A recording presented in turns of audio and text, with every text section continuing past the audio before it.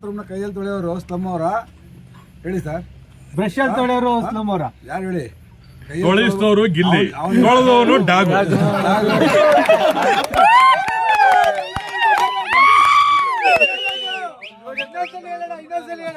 ತೊಳೆಸ್ತವರು ಗಿಲ್ಲಿ, ತೊಳೆದವನು ಡಾಗ್ ಸತೀಶ. ತೊಳಿಸಿದವರು ಲೀಡರು ಗಿಲ್ಲಿ, ತೊಳೆದವನು ಡಾಗ್ ಸತೀಶ.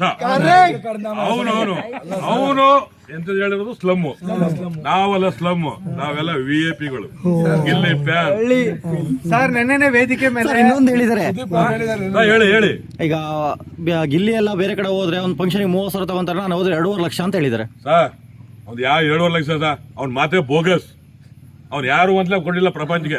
ಬಿಗ್ ಬಾಸ್ ಅವರು, ಕಲ್ಲರ್ಸ್ ಕಾಲೇಜವರು ಕರ್ಕೊಬಂದು ಏನೋ ಮುಖ ಪರಿಚಯ ಮಾಡಿಸೋರು ಅವನಿಗೆ. ಅವನು ದೇವ್ರ ಕೈ ಮುಗಿಬೇಕು. ಅವ್ನು ಯಾರು ಗೊತ್ತ? ಒಂದು 9 ವರ್ಷದಿಂದ ಗಿಲ್ಲಿ ಇದೇ ದೇವಸ್ಥಾನದಿಂದ ಕೈ ಮುಗಿದ್ಬಿಟ್ಟು ಹೋಗಿ ಬಹಳ ಕಷ್ಟ ಬಿದ್ದು ಮ್ಯಾಕ್ ಬೆಳೆದಿರೋದು 9 ವರ್ಷದಿಂದ. ಗಿಲ್ಲಿ ಬಗ್ಗೆ ಎಲ್ಲಾ ಸವಾಲು ಗೊತ್ತು. 6-7 ಸೋಲ್ ನಡೆಸಿಕೊಟ್ಟವನೇ. ಗಿಲ್ಲಿ ಯಾರು ಅಂತ ಪ್ರಪಂಚಕ್ಕೆ ಗೊತ್ತಿರೋದಕ್ಕೆ 48 ಕೋಟಿ ಓಟ್ ಆದದ್ದು. ಡಾಕ್ ಸತೀಶ್ನ ಒಂದೇವರೆಗೆ ಯಾಕೆ ಆಚೆ ಕಳಿಸೋರು?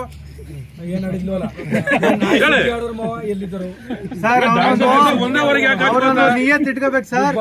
ಇವತ್ತು ಡಾಕ್ ಸತೀಶ್ ಅಂತ ಪರಿಚಯ ಆಗೋನಲ್ಲ, ಅದಕ್ಕೆ ಮೂಲ ಕಾರಣನೇ ಬಿಗ್ ಬಾಸ್. ನಮ್ ನರ್ಸರಿಗೆ ನಾಯಿ ಕಾಯ್ತದಲ್ಲ, ಅದಕ್ಕಿಂತ ನಾಯಿ ಏನಿಲ್ಲ ಸರ್.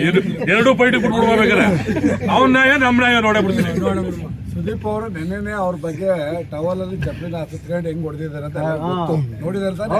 ಎಲ್ಲರೂ ನೋಡಿದ್ರು. ಅವ್ರಿಗೆ ಮುಖದಲ್ಲಿ ಏನಿತ್ತು ಸ್ಪೆಕ್ಸ್ ತೆಗೆಯಕ್ಕಾಗದ ಕೆಪಾಸಿಟಿ ಅವ್ರಿಗೆ ಗೊತ್ತಾಗೋಯ್ತು. ಅವ್ರಿಗೆ ಅಷ್ಟರಲ್ಲಿ ಅವ್ರು ಇಂಡೈರೆಕ್ಟ್ ಆಗಿ ಹೇಳ್ಬಿಟ್ರು, ನಾನ್ ಕುಡ್ಕೊಂಡ್ ಬಂದಿದ್ದೀರಾ, ನೀರು ಕುಡ್ಕೊಂಡ್ ಬಂದಿದ್ದೀರಾ ಅಂತ ಅಲ್ಲೇ ಪರೋಕ್ಷವಾಗಿ ಅವ್ರಿಗೆ ಹೇಳಿ ಮುಗಿಸ್ಬಿಟ್ಟಿದ್ದಾರೆ. ಆಮೇಲೆ ಇನ್ನೊಂದು ಹೇಳಿದ್ರಲ್ಲ, ಪ್ರೀತಿ ಅಭಿಮಾನಿಯಿಂದ ಬಿಡ್ರಿ, ನಿಮ್ ಕಾಯ್ಕೊಂಡಿಲ್ಲ ಅಂತ ಹೇಳಿದ್ರಲ್ಲ. ಅದ್ರ ಜೊತೆಗೆ ಸುದೀಪ್ ಅವರು ಅವ್ರ ಬಗ್ಗೆ ಹೇಳ್ಬೇಕಾಗಿತ್ತು ಪಬ್ಲಿಕ್ ಅಲ್ಲಿ. ಹೆಂಗ್ ಹೇಳ್ಬೇಕು ಹೇಳಿ ಮುಗಿಸ್ಬಿಟ್ಟು ಅವ್ರಿಗೆ ಕ್ಲೋಸ್ ಮಾಡ್ಬಿಟ್ಟಿದ್ದಾರೆ. ವ್ಯಕ್ತಿತ್ವ ಕರೆಕ್ಟನಾ? ವ್ಯಕ್ತಿತ್ವ ತೋರಿಸ್ಬಿಟ್ಟಿದ್ದಾರೆ ಅವರೇನೆ. ಬಟ್ ತೋರಿಸ್ಬಿಟ್ಟು ಅವ್ರು ಹೆಂಗೆ ಮಾತಾಡೋದು ಪ್ರೆಸ್ ಮುಗಿಸಿದ್ದಾರೆ. ಅವ್ರಿಗೂ ಅರ್ಥ ಆಗಿತ್ತು. ಇನ್ನೊಂದು ವಿಷಯ ಏನು ಅಂತಂದ್ರೆ, ಸ್ಲಮ್ಮು VIP ಅಂತಲ್ಲ. ಸ್ಲಮ್ ಅಲ್ಲಿರೋ ಜನಗಳಿಗೆ ಮನಸ್ಸಿಲ್ವಾ?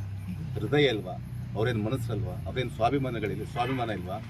ಸ್ಲಮ್ ಅಲ್ಲಿರೋರು ಅವ್ರ ಮನೇಲೇನು ಬೇಡ್ಕ ತಿಂತ ಇದಾರ? ಅವ್ರ ಮನೇಲಿ ಕೊಡಿ ನಮ್ಮ ಸ್ಲಮ್ ಅವರು ನಾವು ಏನು ಮಾಡಲ್ಲ ಅಂತ ಇದಾರ? ಅವ್ರ ಸ್ವಾಭಿಮಾನ ಅವ್ರಿಗೆ ಇದ್ದೇ ಇರ್ತದೆ. ಸ್ಲಮ್ ಆದ್ರೂ ಕೂಡ ಸ್ವಾಭಿಮಾನಕ್ಕೆ ಏನು ದಕ್ಕಿಲ್ಲ. ಅವ್ರು ಗೇಯ್ತಾರೆ, ಅವ್ರು ತಿಂತಾರೆ, ಕಷ್ಟಪಟ್ಟು ದುಡ್ದು ಅನ್ನ ತಿಂತಾ ಇದ್ದಾರೆ ಸರ್. ಆದ್ರೆ ಒಂದ್ ಮಾತು, ಸ್ಲಮ್ ಬಾಯಿ ವಿಐಪಿಗಳು ಮುಖ್ಯವಾಗಿರೋದು.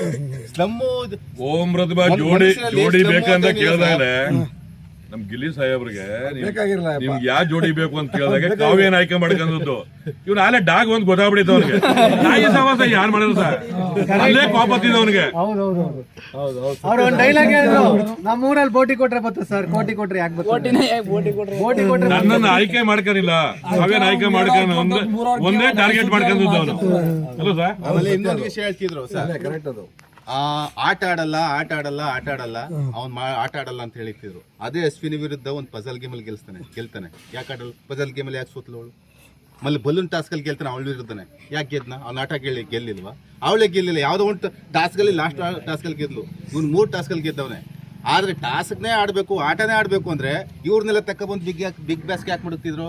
ಒಲಿಂಪಿಕ್ನವ್ರು ಕರ್ಕೊಬರ್ತಿದ್ರು ಆಟ ಆಡೋರು, WWE ಕರ್ಕೊಬಂದು ಕುಸ್ತಿ ಆಡಿಸ್ತಿದ್ರು. ಯಾಕೆ ಬೇಕಾಗಿತ್ತು ಇವ್ರು?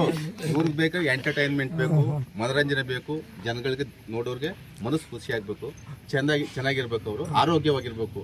ಯಾವ ಮನುಷ್ಯ ದುಡ್ದು ಮನೆಗೆ ಬರ್ತಾನೆ, ಅವನು ಒಂದು ಅರ್ಧ ಗಂಟೆ 1 ಗಂಟೆ TV ನೋಡಿದ್ರೆ ಅವನ ಮನಸ್ಸು ಅಗ್ರ ಆಗ್ಬೇಕು, ಖುಷಿ ಆಗ್ಬೇಕು, ಟೆನ್ಷನ್ ಆಗ್ಬಾರ್ದು. ಯಾವನ ಮನಸ್ಸು